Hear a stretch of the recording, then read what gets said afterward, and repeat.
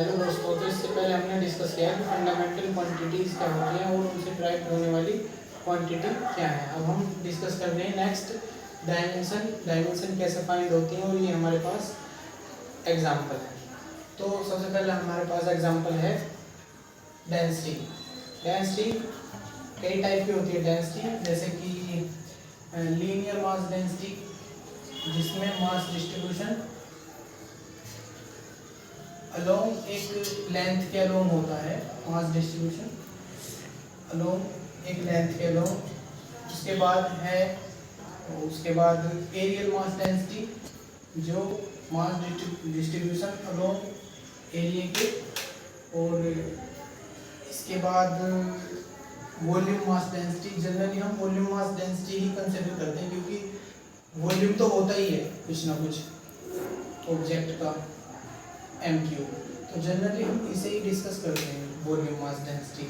तो यहाँ देखते हैं kg upon metre cube. kg मतलब मास, तो मास के लिए हम m लिखते हैं और ये वाला ब्रैकेट लगाते हैं।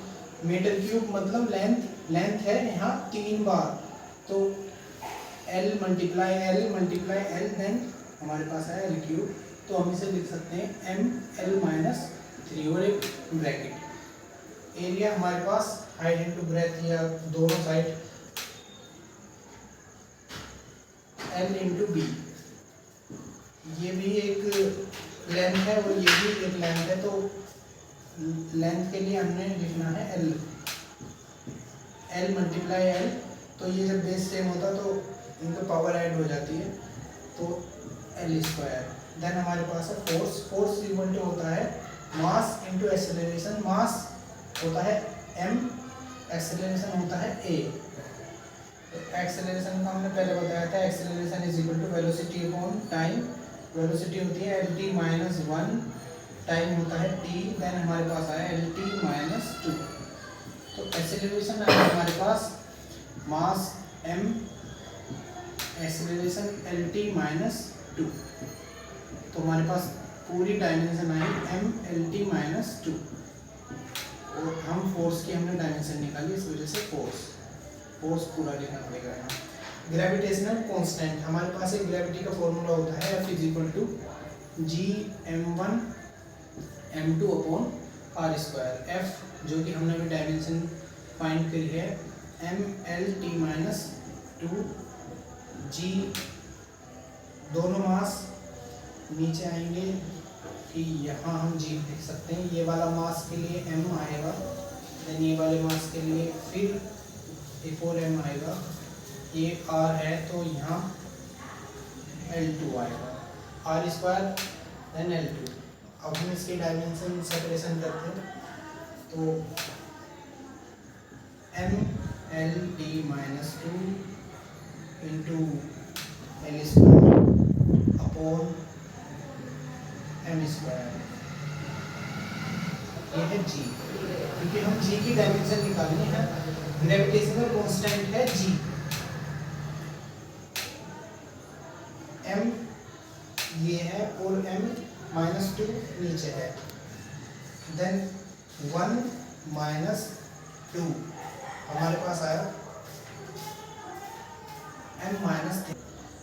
MLT-2 then L² upon L²। तो ये एक पावर है और ये इधर 2 पावर है नीचे। तो 1 - 2 -1, ये L1 है और ये L2 है, तो देन ये L3 है। T-2 तो ये T-2 ही रहेगा, इसका पूरा हम ब्रैकेट लगा देंगे, तो ये G। तो ग्रेविटेशनल कांस्टेंट जो है उसकी डायमेंशन है m-1 L3 T-2। तो इसके बाद हमारे पास है चार्ज। जैसे कोई कंडक्टर होता है तो उसमें जब चार्ज फ्लो होता है, तो सपोज जैसे 5 कूलम्ब पर सेकंड है, तो इसे ही हम करंट बोलते हैं। कूलम्ब पर सेकंड को ही हम करंट बोलते हैं। देन चार्ज को हम Q = IT ऐसे समझ सकते हैं। I करंट है, T टाइम है। I की डायमेंशन A लिखते हैं, T की डायमेंशन ठीक टाइम है उसकी डायमेंशन, ठीक है। इसके बाद 6 इलेक्ट्रिक पोटेंशियल। इलेक्ट्रिक पोटेंशियल हमारे पास एक रिलेशन है E, energy is equal to Q into V. Q into V, V यहाँ कैपिटल है, V is equal to potential. Energy, अब हमें एनर्जी की डायमेंशन निकालनी होगी। उसके बाद Q की डायमेंशन, Q की डायमेंशन तो हमारे पास है, Q is equal to 80। Energy की डायमेंशन निकालनी होगी। एनर्जी के हमारे पास बहुत सारे फॉर्मूले हैं, E is equal to mc², E is equal to half mv², बहुत सारे फॉर्मूले हम इससे फाइंड कर लेते हैं। E is equal to mc², तो m की डायमेंशन m, c² मतलब वेलोसिटी है, c लाइट की स्पीड होती है, c की डायमेंशन है lt-1 और इसको स्क्वायर किया तो l² t-2, ये इसकी डायमेंशन हुई। क्यों हमारे पास डायमेंशन है, तो हम इसको समझते हैं कि m l² t-2, हम इसको डिवाइड में लेकर आए 80, देन v, हमारे पास टोटल डायमेंशन आई v की, v is equal to m a-1 l² t-2 -3, ये डायमेंशन है इलेक्ट्रिक पोटेंशियल की। m a-1 l2 t-3। Resistance, resistance v is equal to I R, v is equal to I R, v potential, I current, R resistance. v हमारे पास dimension है v का, जो भी हमने find किया है। v पोटेंशियल का डायमेंशन है m a-1 l2 t-3। I जो हमने अभी फाइंड, जो हमें पता है a, क्योंकि I तो फंडामेंटल क्वांटिटी है, 7 में से एक है। देन R, वो जो अब निकल आएगा वो होगा R का डायमेंशन। R dimension is equal to m, ये -1 है और ये भी ऊपर आएगा -1, तो a-2 l2 t-3, ये रेजिस्टेंस का डायमेंशन है। मोमेंटम होता है, मोमेंटम, मोमेंटम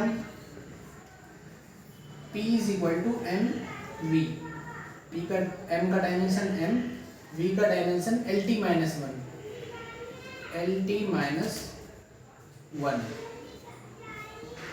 तो ये होगा इसका डायमेंशन। ये हमारे पास क्वेश्चन है, which is different from others. Energy per unit volume, force per unit area, angular momentum पर मास। एंगुलर मोमेंटम होता है, इसका एग्जांपल से ऐसे समझ सकते हैं, ये कोई सेंटर है O और यहाँ से बहुत बड़ा कोई मास है, इसमें m है और ये v वेलोसिटी से जा रहा है इसी पर अटैक करने के लिए, ऐसे घूम के, और रेडियस है r, v परपेंडिकुलर जो हमारे पास होगा और r, तो इसका फॉर्मूला होगा mvr, mvr लेंगे। तो अब हम इनका देखते हैं कि ये कौन सा इनमें से डिफरेंट है। Energy per unit volume, energy मतलब E अपॉन वॉल्यूम मतलब V।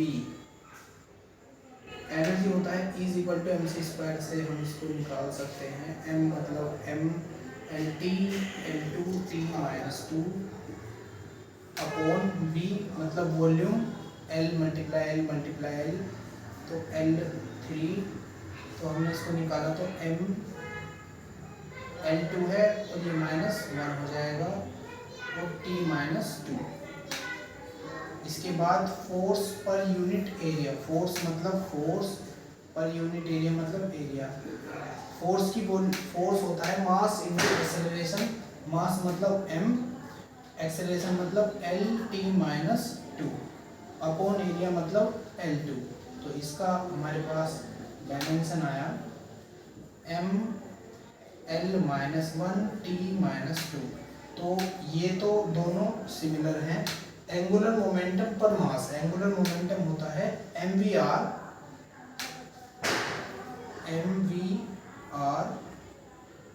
अपॉन मास, मतलब m, तो m n से m कैंसिल कर देते, v मतलब lt माइनस 1, r मतलब l, तो l 2t माइनस 1, ये तो डिफरेंट है इन दोनों से। तो हमारे पास एक ये वाला पहला और दूसरा। How is dimension analysis used, ये थोड़ा इम्पोर्टेंट है। इससे इसके दो पार्ट हैं, जैसे principle of homogeneity and conversion factor. Principle of homogeneity मतलब जैसे कोई फंक्शन है, ये फंक्शन है कोई सपोज, तो इसमें हर एक प्लेस की वैल्यू जो पूरा LHS है और जो पूरा RHS है उनकी डायमेंशन करेक्ट होनी चाहिए हर एक प्लेस की। जैसे कि एग्जांपल के फॉर्मेट में हम समझ सकते हैं इसको, जैसे v = u + at, तो हम v मतलब metre per second square, metre per second मतलब u इनिशियल वेलोसिटी, मतलब ये भी मीटर पर सेकंड ही होता है, a मतलब metre per second square into time मतलब सेकंड, तो सेकंड से सेकंड एक कट जाएगा एक, और इसकी डायमेंशन देखते हैं, v मतलब velocity, final velocity lt minus 1 होती है इसकी। अब हम इसकी डायमेंशन देखते हैं u की, u मतलब इनिशियल वेलोसिटी, इसकी डायमेंशन है lt माइनस 1 प्लस a मतलब lt माइनस 2, क्योंकि वेलोसिटी अपॉन टाइम होता तो एक टाइम पर गया lt माइनस 2 देन t। फिर हमारे पास आया lt minus 1 is equal to lt minus 1 plus lt minus 1। तो इससे ये पता लगता कि ये वाला जो फॉर्मूला है मतलब न्यूटन्स इक्वेशन है ये वाली, तो ये वाली करेक्ट है। बट इसमें कमी क्या है प्रिंसिपल ऑफ होमोजेनिटी में, ये फॉर्मूला डायमेंशनली तो करेक्ट है, बट अगर हम v = u + 2at करें तो भी ये करेक्ट होगा, क्योंकि ये न्यूमेरिकल वैल्यू की डायमेंशन नहीं होती, केवल फिजिकल वैल्यू की डायमेंशन होती है, तो ये तो नहीं होगा, तो तभी भी ये फॉर्मूला डायमेंशनली करेक्ट होगा। तो ये जो प्रिंसिपल ऑफ होमोजेनिटी है ये हमें बताता है कि फॉर्मूला डायमेंशनली करेक्ट है या फॉर्मूला डायमेंशनली करेक्ट नहीं है। इसके बाद हम देखते हैं कन्वर्जन फैक्टर। हमने देखा था अभी प्रिंसिपल ऑफ होमोजेनिटी कैसे v = u + at एंड पे वर्क करता है, बट डायमेंशनली फॉर्मूला करेक्ट है या नहीं है उसे कवर करता है, उसे बताता है। अब हम देखते हैं कि कन्वर्जन फैक्टर, जैसे 1 newton is equal to how much dyne. 1 newton होता है SI यूनिट एंड डाइन है CGS में। उसी टाइप से हम यहाँ देख सकते हैं कि 1 joule is how much erg. तो अब हम इसे यहाँ देख सकते हैं 1 न्यूटन जो होता है force is equal to mass into acceleration, तो वो उससे न्यूटन आता है, तो force is equal to mass into acceleration. Force का जो यूनिट है वो है न्यूटन, तो हम इसका देखते हैं, इसका पुट करते हैं। मास होता है किलोग्राम में, acceleration metre per second square.